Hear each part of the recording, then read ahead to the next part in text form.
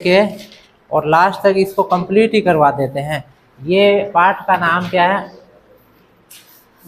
अंतर्राष्ट्रीय संगठन।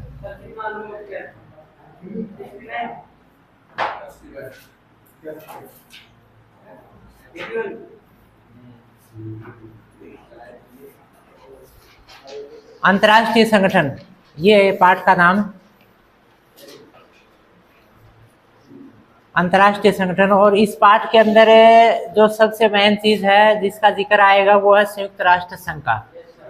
संयुक्त राष्ट्र संघ की कैसे स्थापना हुई, क्यों हुई, क्या कर रहा है, क्या इसकी भूमिका आज भी ठीक ठाक है। दुनिया के अंदर बहुत सारे देश अभी भी संयुक्त राष्ट्र संघ की बातों को नहीं मान रहे हैं, क्यों नहीं मान रहे, ये पूरा जिक्र इसके अंदर है। तो सबसे पहले जो चीज आती है ना वो ये है, हमें अंतर्राष्ट्रीय संगठन क्यों जरूरत है। ठीक है ना, हमें क्यों आवश्यकता है। ठीक है, किसकी? अंतर्राष्ट्रीय संगठनों की। यानी अंतर्राष्ट्रीय लेवल के संगठन हमें चाहिए क्यों? तो पूरी दुनिया के अंदर कोई भी संगठन नहीं होगा तो सीधी सी स्थिति है कि कोई किसी की मानेगा ही नहीं, एक दूसरे के ऊपर क्या है कि तानाशाही दिखाएंगे। तो पहली बात, ऐसा संगठन जो संयुक्त पूरे विश्व को एक रखने में अपना योगदान दे सके। और यहाँ हम बात कर रहे हैं किसकी? यूएनओ। यूएनओ क्या है? United nation organisation. इसको हिंदी में लिखते हैं संयुक्त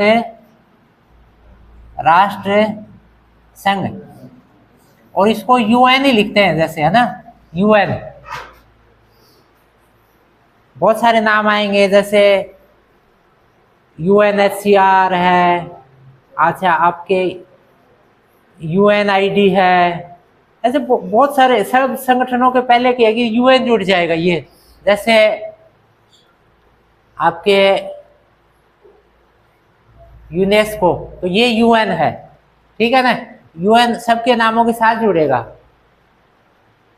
यूएनडीपी, यूएनडीपी। ठीक है, ये संगठन है, इनका संगठनों में जिक्र करेंगे। फिर संगठन जहाँ आएंगे ना वहाँ इनको अलग अलग इनकी जो ब्रांचेज हैं।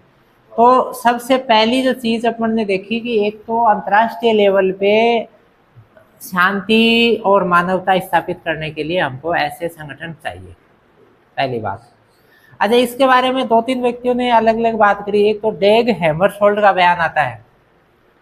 ठीक है, डेग हैमरशोल्ड जो महासचिव रहा है, इसने कहा है कि नरक से बचने के लिए चाहिए। किसके लिए?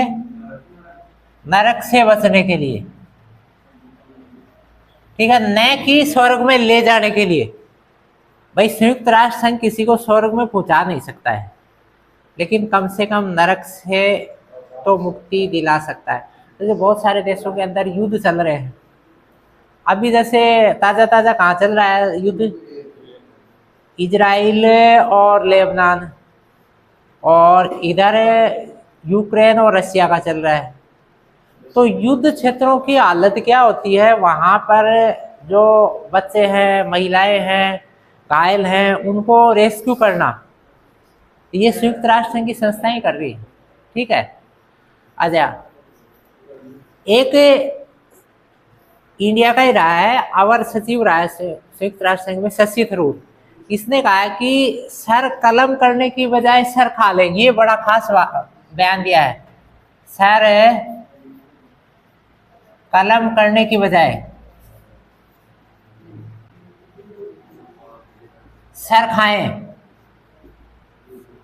सर खाने का मतलब मुझे खानों को ना है भाई, गाली गलौज कर ली आपस में, तू मैं हो गई बैठ के, वो सही है। अगर ये नहीं होगी ना तो लड़ाई होगी, और लड़ाई होगी तो किसी न किसी का नुकसान होगा।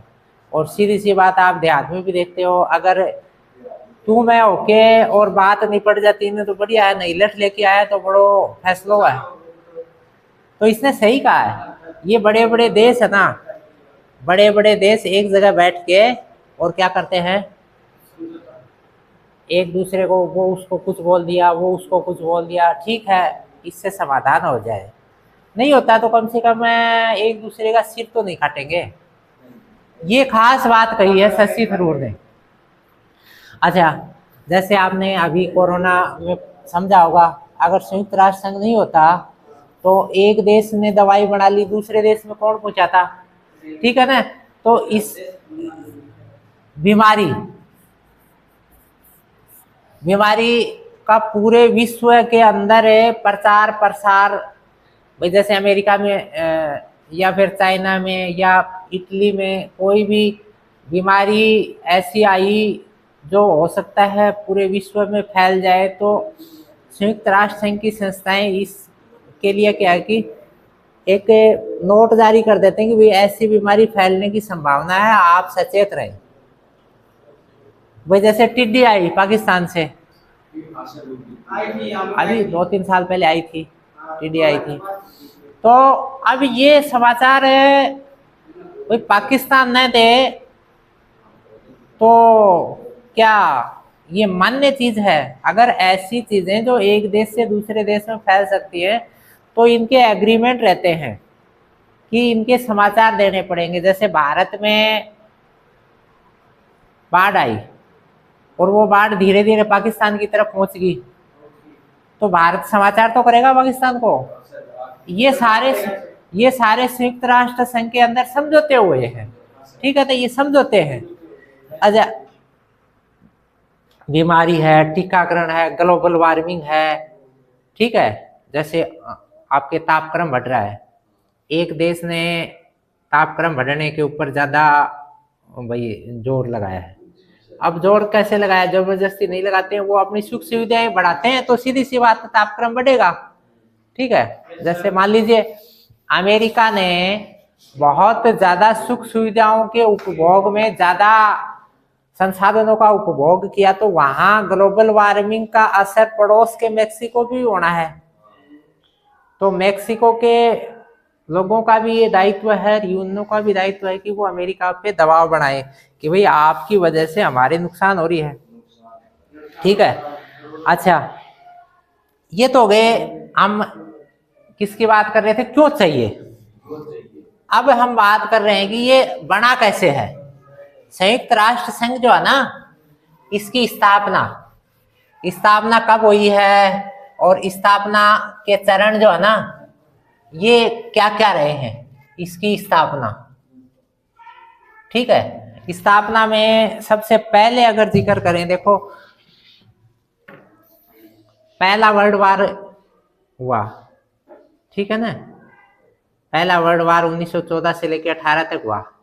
पहले वर्ल्ड वार के बाद लोगों ने मिलके क्या बनाया, बड़े बड़े देशों ने मिलके क्या बनाया, राष्ट्र संघ बनाया, ठीक है ना।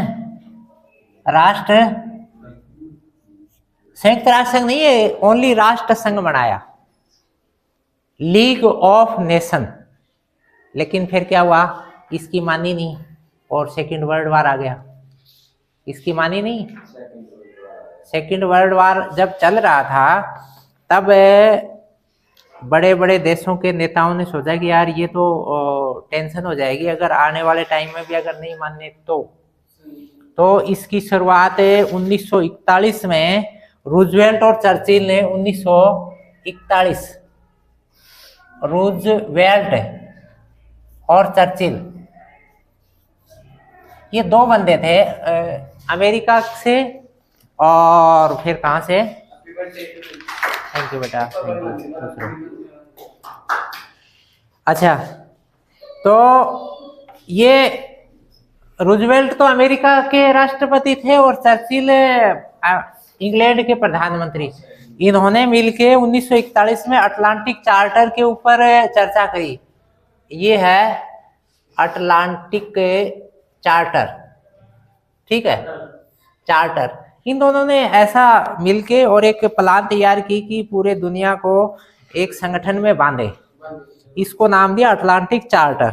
और फिर 1942 में इसके साथ कौन जुड़े, मित्र राष्ट्र आ गए। 1942 में इसके साथ कौन आ गए, मित्र राष्ट्र। अच्छा, मित्र राष्ट्र कौन कौन से हैं? उस टाइम में जो सेकेंड वर्ल्ड वार में एक तो मित्र राष्ट्रों का गुट था, एक था धुरी का गुट। तो मित्र में ये आपके रसिया है, इंग्लैंड है, फ्रांस है, अमेरिका है, ये जो बड़े बड़े जो देश थे, इन सब का गुट कौन सा गुट था? मित्र का। और धुरी में कौन था? इटली था, जर्मनी था, जापान था। ये गुट जो थे वो धुरी में आते थे। अच्छा, फिर 1945 में स्टालिन और इनके साथ जुड़ा। 1945 में याल्टा सम्मेलन हुआ और स्टालिन आया इनके साथ और याल्टा में मीटिंग करी। और या स्टालिन कहाँ से था? रूस से। उस टाइम में इसको क्या बोलते थे? सोवियत संघ। और फिर जनवरी 1945 ये कंप्लीट आता है, जून 1945। ये बात है फरवरी की। और फिर जून 1945 में 51 देशों के साइन हो गए थे। 51 देशों के हस्ताक्षर करके और संयुक्त राष्ट्र संघ की स्थापना की गई। यानी ये 51 देश संस्थापक देश थे। लास्ट इसमें था पोलैंड। और फिर इसका स्थापना दिवस कब शुरू किया? 24 अक्टूबर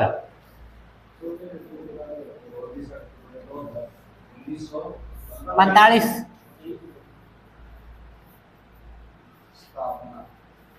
ठीक है। और भारत कब शामिल हुआ इसके अंदर? 30 अक्टूबर 1945 को भारत जब आजाद नहीं हुआ था उस टाइम में, लेकिन इसमें शामिल हो गया था। अच्छा, अगर हम बात करें इसके सदस्य देशों की तो 2011 तक कितने देश थे इसके अंदर? 193 देश। यानी 2011 तक विश्व के 193 देश इसके सदस्य बन चुके हैं। अभी भी वही आंकड़ा है। ये 2011 के अंदर सूडान जुड़े थे, सूडान के 2 टुकड़े होके।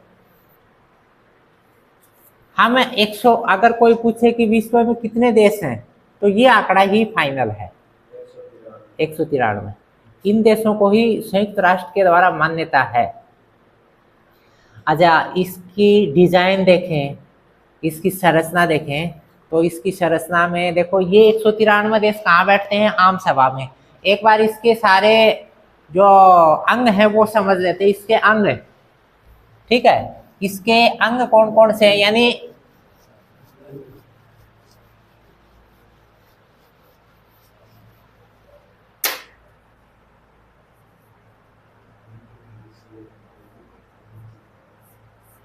अंग, तो इसमें देखो, एक तो सबसे मेन तो है आम सभा। आम सभा में कितने हैं? आम सभा में 193। सबसे पहली तो है आम सभा। आम सभा में कितने हैं? 193 देश हैं। यानी 193 देशों के प्रतिनिधि आम सभा में बैठते हैं। ठीक है ना? और फिर दूसरा जो मेन चीज है इनका वो है सुरक्षा परिषद। सुरक्षा परिषद ये बड़ी पावरफुल बॉडी है। सुरक्षा परिषद, सुरक्षा, इसमें कितने देश होते हैं? इसमें 5 तो स्थायी हैं और 10 अस्थायी। 5 स्थायी कौन कौन से हैं आपको ध्यान है? अमेरिका, रूस, चीन, ब्रिटेन, फ्रांस। ये 5 स्थायी हैं और 10 देश जो हैं वो अस्थायी हैं। 2-2 साल के लिए रोटेट होते हैं। 2-2 साल के लिए। जैसे इंडिया का नंबर आ गया, फिर पाकिस्तान का आ गया, फिर सऊदीया का आ गया, ऐसे रोटेशन पे चलते हैं ये। ठीक है, रोटेशन 2 साल बना दिया तो फिर सब का नंबर आने के बाद में इंडिया का आएगा। सबका नंबर आ जाएगा ना, फिर वापिस इंडिया का आएगा। ऐसे रोटेशन चलता है।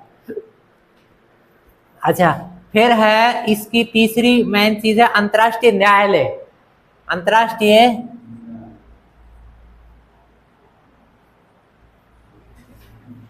अंतर्राष्ट्रीय ये कहां पर है? हेग। हेग हेग शहर है, इसमें स्थित है। अच्छा, ये इनके ऑफिस कहां पर है? इसका और इसका ऑफिस कहां पर है? ये अमेरिका में है। अमेरिका में है ये, ठीक है ना, न्यूयॉर्क में। अमेरिका में शहर है ना न्यूयॉर्क, वहां पर इनके ऑफिस हैं। और ये है अंतर्राष्ट्रीय न्यायालय का ऑफिस है हेग में। ये अमेरिका में नहीं है, ठीक है ना, स्विट्जरलैंड में है, ठीक है। अच्छा, इसमें 15 जज होते हैं जो पूरे विश्व लेवल के कोई भी मामले जाएंगे ना, भाई जैसे भारत और पाकिस्तान के बीच में पानी का विवाद हो गया, पानी बंटवारे का, तो वो यहाँ जाएगा। कोई भी और सीमा का विवाद हो गया तो वो कहाँ जाएगा? यहाँ जाएगा। अच्छा, इसके अंदर 15 जज होते हैं, 9 साल के लिए जज की नियुक्ति होती है। भारत का भी एक व्यक्ति है यहाँ पर जज, क्या नाम है? दलबीर भंडारी। ये पुस्तक में नहीं है वैसे,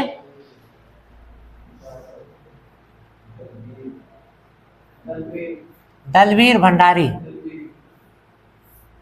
और ये खास बात है राजस्थान का है, ठीक है ना। अंतर्राष्ट्रीय न्यायालय में काफी दिनों से भारत का न्यायाधीश है ये। और ये कोई फिक्स नहीं कि भारत से होना ही चाहिए, ये अलग अलग देशों में जो भी एक्सपर्ट है ना वो वहां पहुंचते हैं, ठीक है। अच्छा, फिर चौथे नंबर पे आता है आर्थिक और सामाजिक परिषद। आर्थिक और सामाजिक परिषद, आर्थिक है और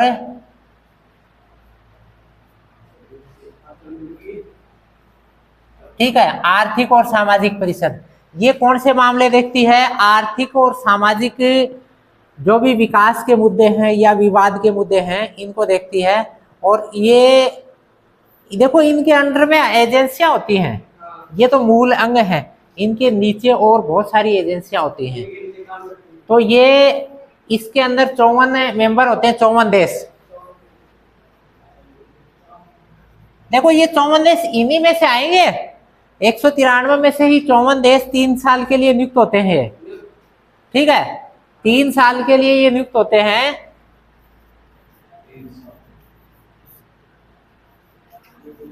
ठीक है। यानी ये 193 देशों में से ही 54 देश इसको संभालने के लिए रहते हैं। और ये पूरी दुनिया के सामाजिक और आर्थिक जो भी मामले हैं उनको देखती है। और फिर मेन चीज है, इन सब का लिखा पढ़ी का जो काम होता है वो सचिवालय,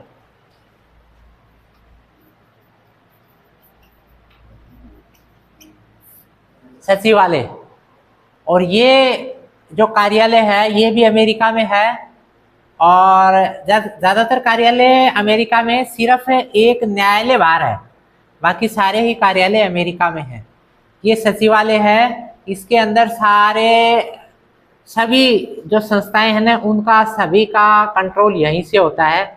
और यहाँ पर संयुक्त राष्ट्र संघ का महासचिव बैठता है।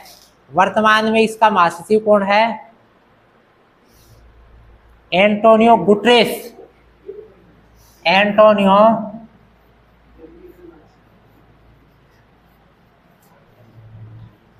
गुटरेस। ये कहाँ का है? ये पुर्तगाल का है। ये पुर्तगाल का प्रधानमंत्री भी रह चुका है, पुर्तगाल का प्रधानमंत्री भी रह चुका है। और ये काफी समय से और इसको संभाले हुए है। ये 9 नंबर पे है, यानी इससे पहले 8 और महासचिव बन चुके हैं। और पहला अगर महासचिव की बात करें, पहले महासचिव की बात करें तो इसमें किसका नाम आता है?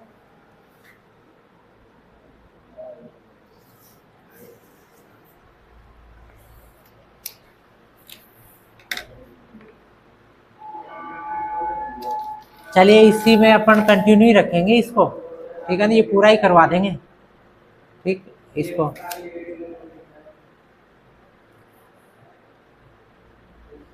अच्छा, हम बात कर रहे थे इसके जो पहले महासचिव की, मुझे पुस्तक देना एक बार। हाँ हाँ, ये ट्रिगविली था। ट्रिगवली ट्रिगवली ट्रिगवली ट्रिगवली, ये इसके पहले क्या थे, महासचिव थे। अच्छा, इसके बाद में जैसे बहुत सारे आगे, डेग हमरशोल्ड का जिक्र हमने किया है, फिर यूथांट आ गया, इसके अलावा कुर्ट वाल्डीहेम आ गया, Javier Perez de Cuellar, Boutros Boutros Ghali आ गया, कोफी अन्नान, वान की मून, एशिया मूल का था ये वान की मून, इससे पहले वाला, ठीक है। और फिर अभी कौन है, एंटोनियो गुटरेस है। और ये कब से है, 2017 से है। कब से है ये, 2017 से लगातार ये अभी कंटिन्यू है। तो आपको ये नाम जो है ना, ये ध्यान में रखने हैं, परीक्षा में कई बार पूछ लिए जाते हैं। ये तो हो गए इसके मेन संगठन। एक संगठन और है जिसका औचित्य अब कम हो गया, इसको न्यायसीता परिषद बोलते हैं। न्यायसीता परिषद, न्यायसीता, इसका औचित्य अब कम हो गया। ये क्या करता था, जैसे बहुत सारे देश उस टाइम में गुलाम थे, ठीक है, तो वो फिर स्वतंत्र होते ही क्या है कि इसकी शरण में आते थे, या फिर उनकी स्वतंत्रता के लिए ये न्यायसीता परिषद जो है ना, वो कार्रवाई करती थी। आज के टाइम में कोई भी देश किसी का गुलाम नहीं है, करीबन करीबन स्वतंत्र हो गए। कुछ एक देश अपनी लड़ाई लड़ रहे हैं, जैसे अभी फिलिस्तीन का मुद्दा चल रहा है, अभी जैसे अपने पड़ोस में तिब्बत का मामला है, ठीक है, तो ये मामले जरूर चल रहे हैं। अच्छा, अन्य जो संगठन हैं, इनमें जो मेन संगठन है वो बताऊं, बड़ी इंपॉर्टेंट है, परीक्षा में काफी बार पूछा गया है। छोटे छोटे संगठन हैं। अभी एक तो मेन है जिसका कोरोना में सबसे ज्यादा रोल रहा है, कौन से संगठन का रहा है, WHO। इनके पूरे नाम जो है ना, वो परीक्षाओं में काफी बार आए हैं। एक तो है WHO, विश्व स्वास्थ्य संगठन, वर्ल्ड हेल्थ ऑर्गेनाइजेशन, विश्व स्वास्थ्य संगठन। अच्छा, एक है IAEA,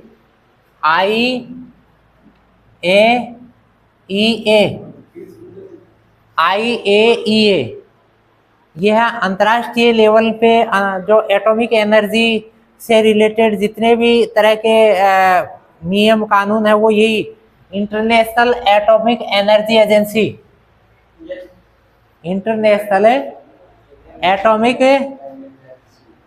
एनर्जी एजेंसी। और एक है इसके अंदर UNICEF,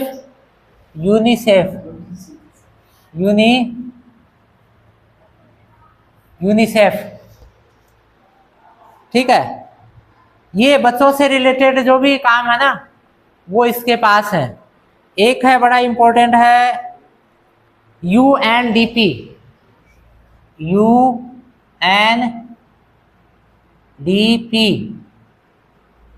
United nation development programme, ठीक है। अच्छा, इसके अलावा आपके IMF है, WHO या IMF, अंतर्राष्ट्रीय मुद्रा कोष, ये बड़ा इंपॉर्टेंट है। ये क्या करता है, पूरी दुनिया के अंदर जो भी वैश्विक लेवल की व्यवस्थाएं हैं, उनकी सबकी देखभाल ये करता है। अच्छा, एक है WTO, world trade organisation, WTO, world trade और विश्व व्यापार संगठन, ये 1995 में बना था, ठीक है। इसके ये विश्व लेवल पे जो भी व्यापार से संबंधित कानून तय होते हैं ना, भाई कौन सा देश कितना टैक्स लगाएगा, क्या करेगा, कोई देश ज्यादा टैक्स लगा दे, कोई देश टैक्स ही नहीं लगाए।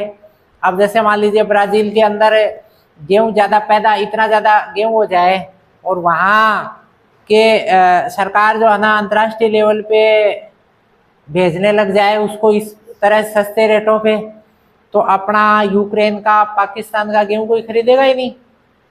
ठीक है, वो सस्ता कर दे, ऐसा नहीं कर सकते। तो ये सारे कानून कौन तय करेगा? WTO तय करेगा कि भाई आप इस लेवल से नीचे नहीं जा सकते हो, आप पे ऊपर इतना टैक्स लगाना पड़ेगा एक देश से दूसरे देश में जाएंगे तो। एक आता है विश्व बैंक,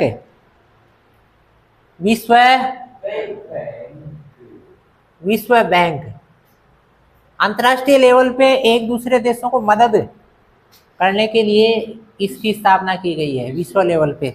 अच्छा देखो, ये विश्व बैंक जो है ना, ये एक तो IMF है, विश्व बैंक, दोनों पैरेलल में काम करते हैं।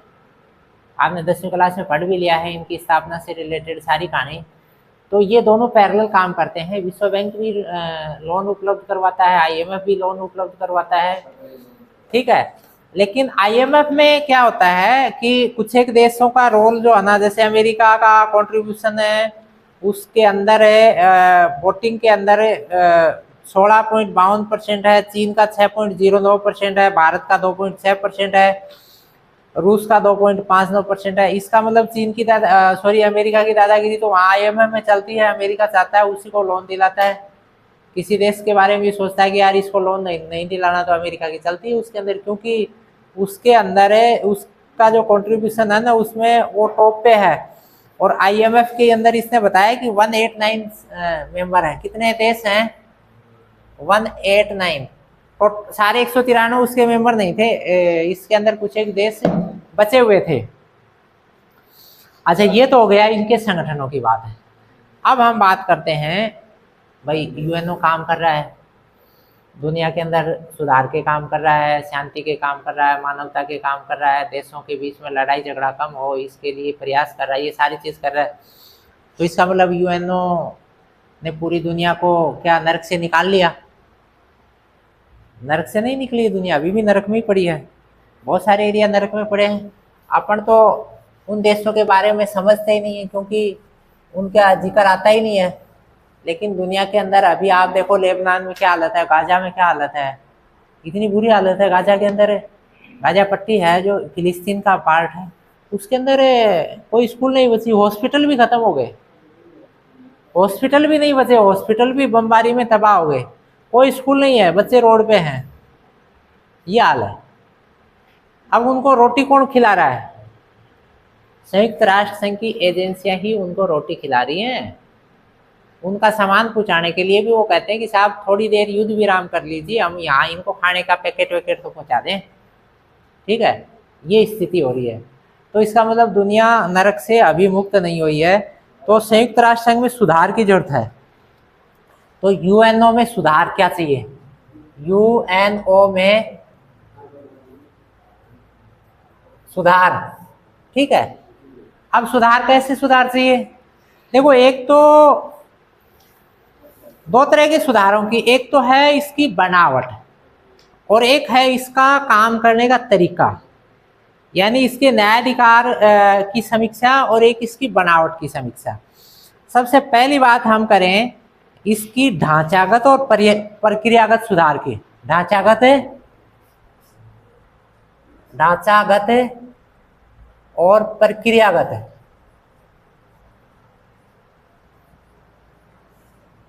ठीक है, ये सुधार कैसे करेंगे? देखो, हमने पढ़ा दिया कि इसके अंदर कितने सदस्य हैं, 193 तो इसके आम सभा में है, और 15 हैं इसकी सुरक्षा परिषद में, और 15 में से 5 स्थायी हैं और 10 अस्थायी हैं। अब ये बात कब है? 1945 की बात है। ठीक है, अच्छा 45 से ये 5 ही रहेंगे कि मैन है इसको चलाने वाले? 5 जो है ना इसके अंदर है, ये 5 जो है स्थायी सदस्य ये हैं बिग बॉस, ये है बिग बॉस। ये 5 जो है ना ये है दुनिया को यही चक्कर कटाए मार रहे हैं, पूरी दुनिया में कंट्रोल में ये 5 अब ये इतने साल हो गए 45 से लेके आज तक है, क्या बाकी किसी भी देश ने ऐसी प्रोग्रेस नहीं किया कि वो इसके अंदर आ जाए? देखो 1991 में क्या हुआ था, शीत युद्ध खत्म हुआ और सोवियत संघ के सोवियत संघ कई टुकड़ों में बट गया। ठीक है, बहुत सारे देश बने थे, 4-5 कहाँ, बहुत सारे देश बन गए थे। हाँ नहीं, अच्छा है, बोलना चाहिए, बताना चाहिए। गलत बताओगे तो भी कम से कम हम सुधार करेंगे उन चीज़ों का। 16 देश उससे अलग हुए थे, ठीक है ना। अच्छा, तो इसके अंदर क्या हुआ था कि पूरी दुनिया के अंदर 91 के बाद में किसकी दादागिरी चलने लगी? अमेरिका की। अमेरिका होलसोल हो गया, सोवियत संघ के टुकड़े हो गए। ठीक है, अमेरिका ताकतवर हो गया, लेकिन चीन की ताकत भी धीरे धीरे उभरी। चीन की ताकत उभरी। अच्छा, भारत 1947 में आजाद होने के बाद से लेके अब तक वैश्विक लेवल के ऊपर एक बड़ी ताकत के रूप में उभर रहा है। ठीक है, और अन्य देशों ने भी काफी तरक्की की है। बहुत सारे देशों ने एक दूसरे से बड़ी बड़ी लड़ाइयां लड़ ली। तो हम ये कह रहे हैं कि 45 से लेके और आज तक क्या संयुक्त राष्ट्र संघ में ये 5 ही रहेंगे क्या परमानेंट है? इन और को जगह ही नहीं क्या? अच्छा, तो इसके ऊपर है ये बात है 1992 में इसकी महासभा में 193 देशों ने बैठ के रखा, प्रस्ताव रखा कि भाई इसकी जो ओरिजिनल नुमाइंदगी होनी चाहिए आज के ज़माने के हिसाब से, इसके ऊपर कुछ काम होना चाहिए। एक ही 1992 में सारे बैठे ने महासभा में, उन्होंने ये कहा कि इसके ऊपर पश्चिमी देशों की छाप ज़्यादा है और सुरक्षा परिषद में बराबर का प्रतिनिधित्व नहीं है, इसके ऊपर थोड़ा सा काम होना चाहिए। उसके बाद में कोफी अन्नान उस टाइम में महासचिव थे, उन्होंने इसकी जांच करवाई और ये देखा कि भाई नए देश होने चाहिए, आने चाहिए, इसके अंदर जुड़ने चाहिए। 5 वाली लिमिट भी बढ़नी चाहिए और 10 वाली लिमिट भी बढ़नी चाहिए। तो इसके ऊपर कुछ एक बात हुई। एक तो कौन आए भाई, जैसे ये 5 है, 5 की बराबरी में और कौन आए, इसके ऊपर बात हुई। तो सारे मिलके और एक विचार आया, एक तो ऐसे देश जो बड़ी ताकत हो। बड़ी ताकत कौन सी? आर्थिक ताकत और सैनिक ताकत, 2 ताकत जरूरी है। आर्थिक ताकत भी होनी चाहिए, सैनिक ताकत भी होनी चाहिए। और भारत कहता है कि हमारे पास तो जनसंख्या भी बहुत है, जनसंख्या की ताकत है, तो हमको तो शामिल करो। एक संयुक्त राष्ट्र संघ के बजट में उसका रोल होना चाहिए और लोकतंत्र में मानवाधिकारों का रक्षक देश होना चाहिए वो। अच्छा, अगर हम बजट की बात करें, संयुक्त राष्ट्र संघ को चलाने के लिए बजट देते हैं ना भाई, संयुक्त राष्ट्र संघ ऐसे तो नहीं चलेगा, उसको बजट चाहिए। तो बजट में सबसे मेन रोल किसका है? यूएसए का है। यूएसए कितना % बजट देता है? 22% है।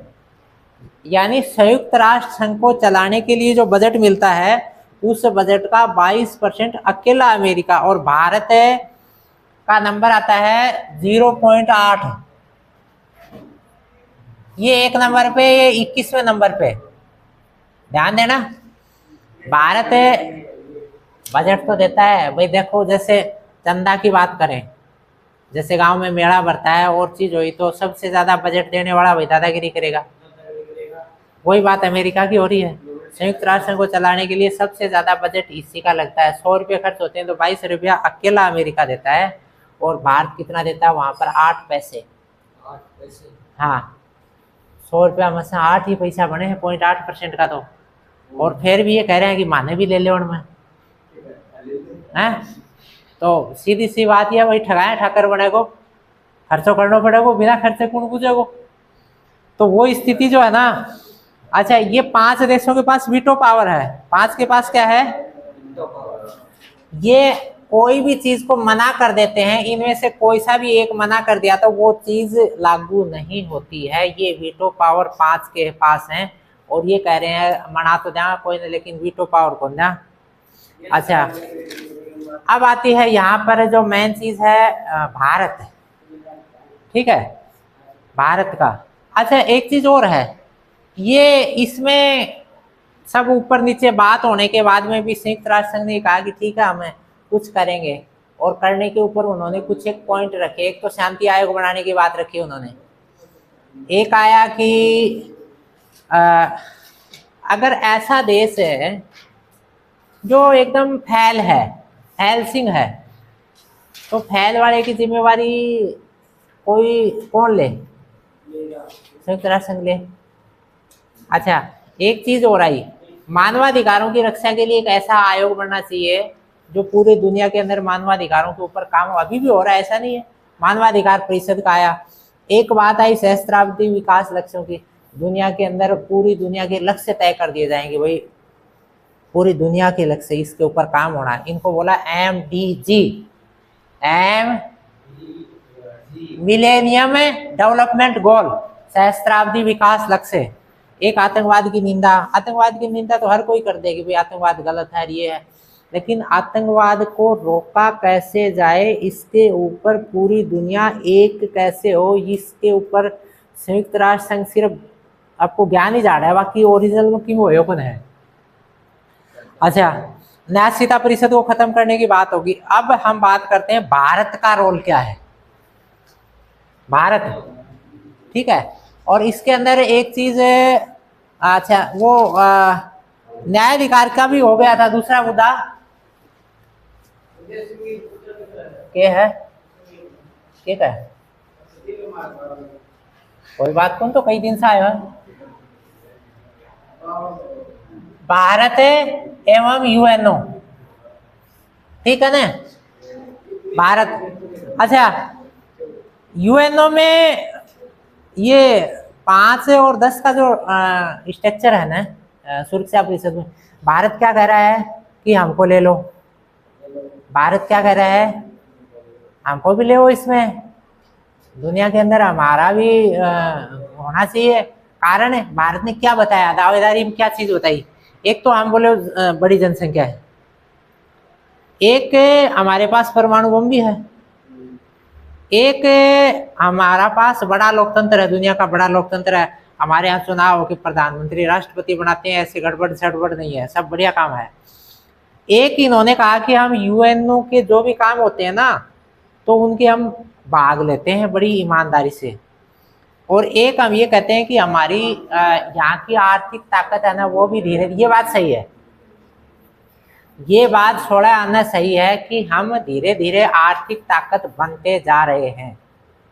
और एक दूसरी बात ये है कि हम इसको चलाने में आर्थिक मदद भी देते हैं। अब देखो 100 रुपया खर्च हो रहा है, वो 8 पैसा दे के हम कह रहे हैं कि खर्च कर रहा है, और वो 22 रुपया 1 किलो दे रहे हो है, तो दादागिरी चलेगी उसकी दादागिरी, भाई वो खर्चा कर रहा है ना।